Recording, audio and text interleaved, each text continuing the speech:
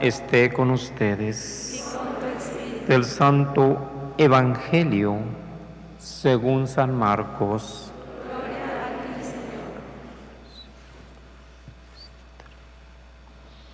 En aquel tiempo Jesús salió de Genesaret y se fue a la región donde se encuentra Tiro.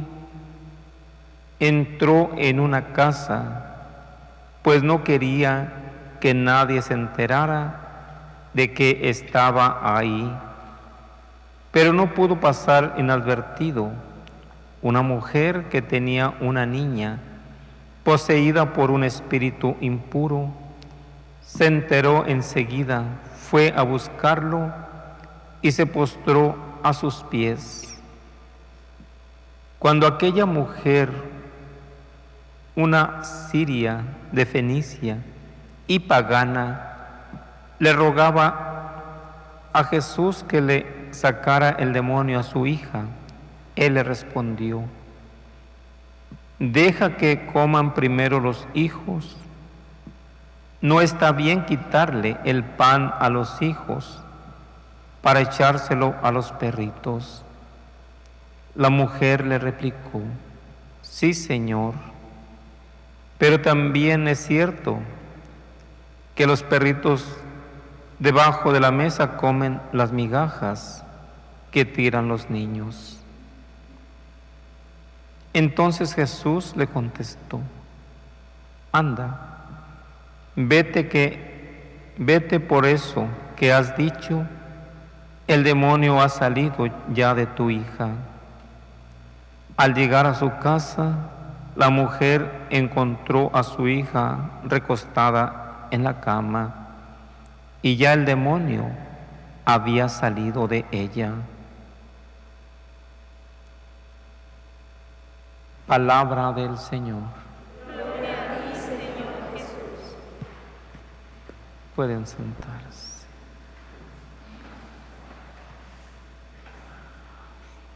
En este Evangelio, como en otros Evangelios, en otros pasajes, la palabra fe siempre va a tener una gran importancia. Dicen que Jesús se había marchado de Genesaret a la ciudad de Tiro, y cuando estaba allí él quería pasar desapercibido ante la gente, pero no pudo pasar desapercibido, ya que una mujer fenicia que tiene una hija poseída por un espíritu inmundo se enteró inmediatamente y fue a buscar a Jesús para que curase a su hija. Lo sigue por el camino y le grita a Jesús que tenga compasión de su hija. Y Jesús en un momento no le hace caso, sus apóstoles le dicen: atiéndela, viene tras nosotros molestando, gritando. Jesús se detiene y la mujer se arroja a sus pies, pidiéndole, suplicándole que cure a su hija. Jesús dice: yo he sido enviado ¿a quién?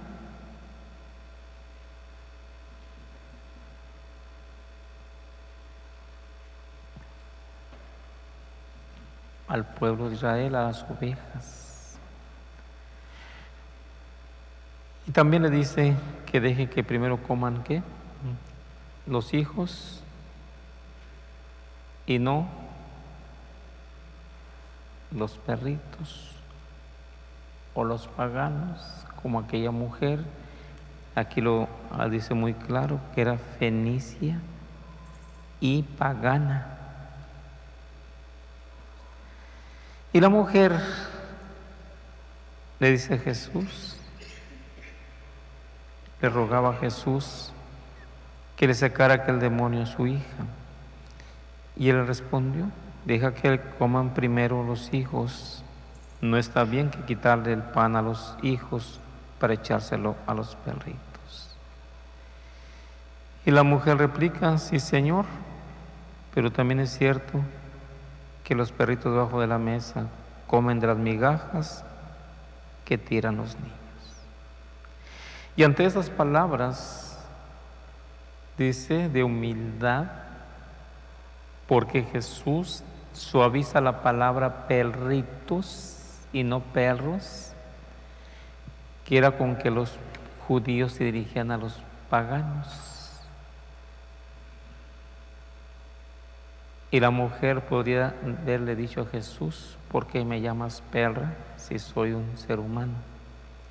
Sin embargo, con toda la actitud de humildad, te dice: sí, Señor, pero los perritos también se comen las migajas que tiran los niños. Los que son como tú, judíos que dicen ser del pueblo de Dios y que humillan a los demás.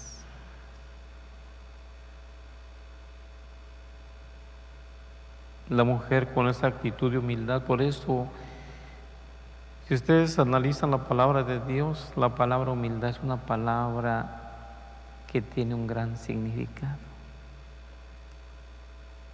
De los santos que conocemos y que la palabra de Dios lo menciona, y también lo menciona en algunas otras, que no es la Sagrada Escritura, sino libros de santos.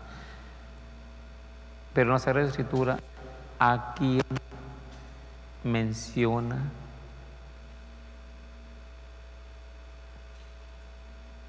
que tiene esa actitud de humildad?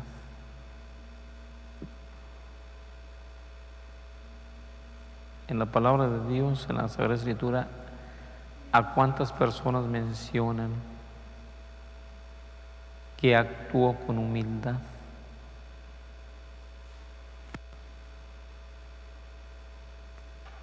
Y que así como Jesús se abajó o se rebajó de su condición divina de Dios para hacerse hombre, así también muchos santos también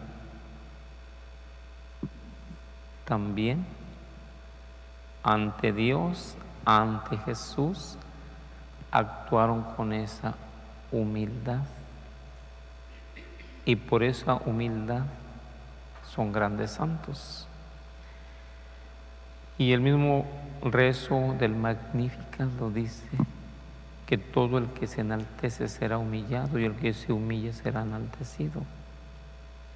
La Virgen María, cuando el ángel Gabriel le anuncia que va a ser la madre del Hijo de Dios, dice la Virgen María: yo soy la esclava, la sierva del Señor, hágase en mí según su palabra. Juan el Bautista dice que después de él viene alguien más poderoso que él, que no es digno ni siquiera de inclinarse ante él para desatar la correa de sus sandalias. Jesús mismo dice: aprendan de mí que soy manso y humilde de corazón. Jesús mismo lo dice. Y así sucesivamente, con esa humildad, con esa sencillez, esta mujer, esta madre fenicia, va y se arroja a los pies de Jesús y le implora, le pide que cure a su hija, que saque aquel demonio que la atormenta.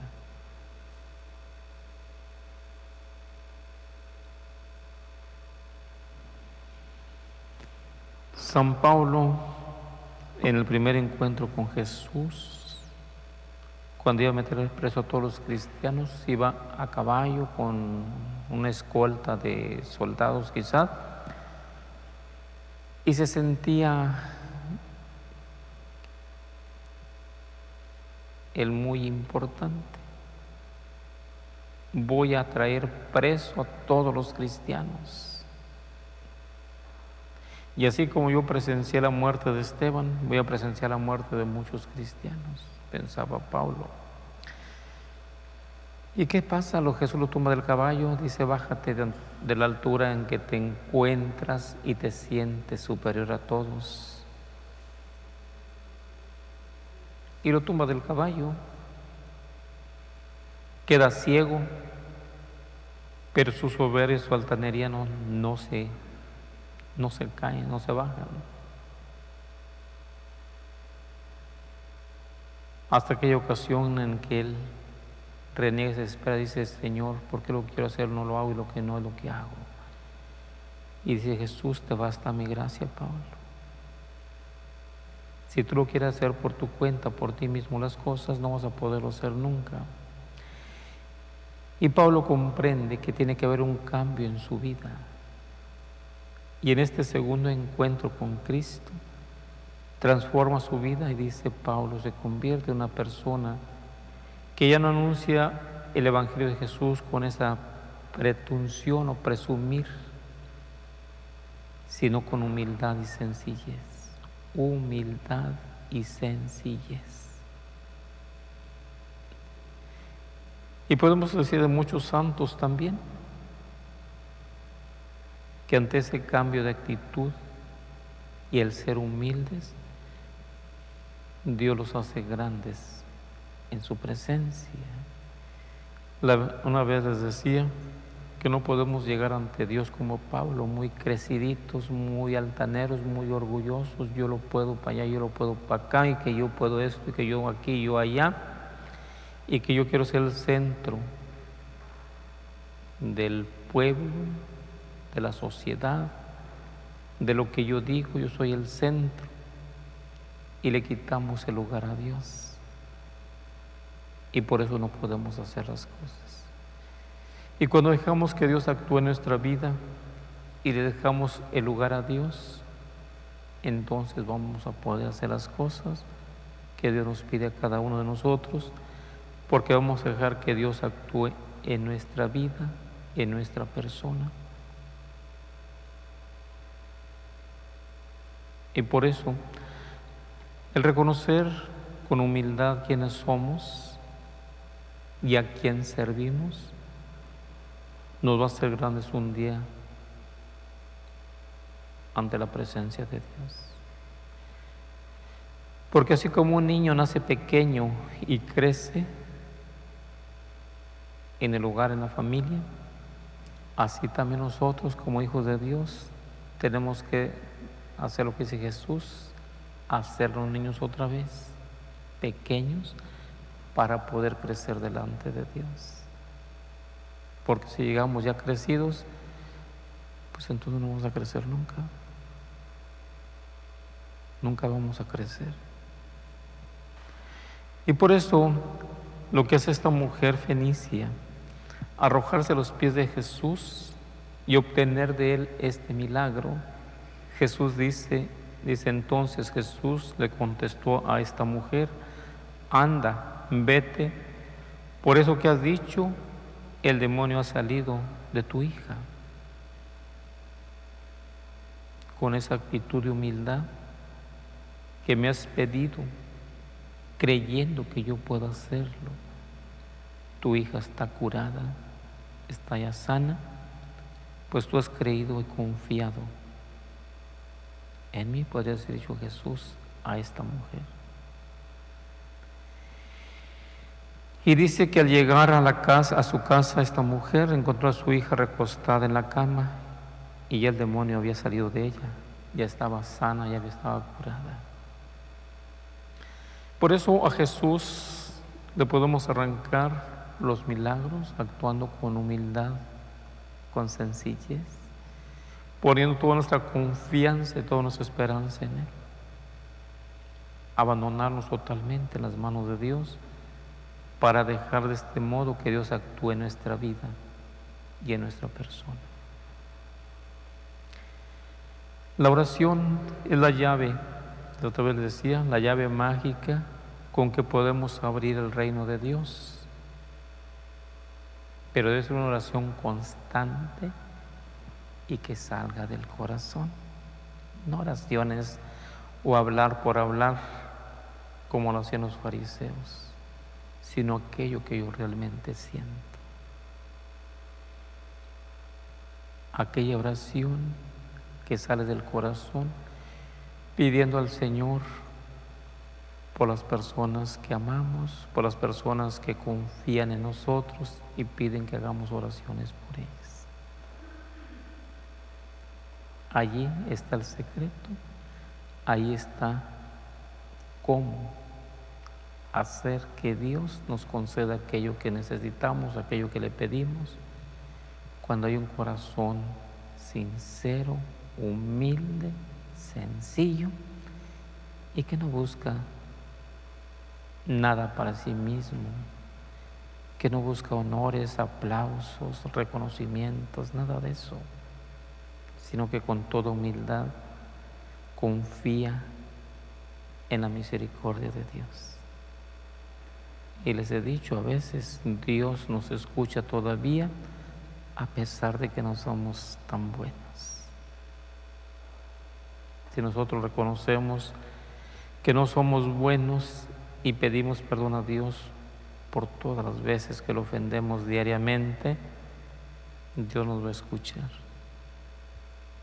Dios va a atender a esas súplicas, a esas oraciones que elevamos todos juntos como una gran familia, intercediendo por aquellas personas que tienen necesidades, que tienen problemas. Y Dios va a atender todas esas oraciones, todas esas súplicas, por quien pedimos, personas vivas o ya difuntas. Recuerden que nuestra oración va a ser siempre una oración de intercesión. Te pido por estas personas, por estos hermanos, por esos hijos tuyos que pasan por estas necesidades, que tienen esos problemas, que están enfermos o que ya fallecieron y que necesitan de nuestra oración para poder descansar en la presencia de Dios. Cada vez que hagamos una oración en esta forma, Dios nos va a escuchar y va a atender a nuestras necesidades. Pues como iglesia orante, suplicante, Dios siempre nos va a escuchar. Pero que nuestra oración y nuestra actitud sea esa oración, esa actitud de humildad ante Dios, que es nuestro Dios, nuestro hermano Jesucristo, Hijo de Dios, y que nosotros somos insignificantes ante su presencia. Pero les decía, no sabemos por qué Dios nos ama tanto, que nos dio su propio Hijo para que nos salvara. No sabemos por qué Jesús nos ama tanto, aparte de venir a cumplir con la misión que el Padre le había encomendado, que fue capaz de dar su vida por nosotros y derramar su sangre para lavar nuestros pecados. Cuán grande es el amor de Dios por nosotros y cuán pequeño es el amor de nosotros para con Dios. Pidámosle al Señor que así con ese amor intenso con el que nos ama, también nos ayude a nosotros a amar a nuestros hermanos, quizá no de la misma forma como Él nos ama, pero al menos intentarlo, amar a nuestros hermanos como Jesús nos manda, amarnos unos a los otros como Él nos ama a cada uno en particular.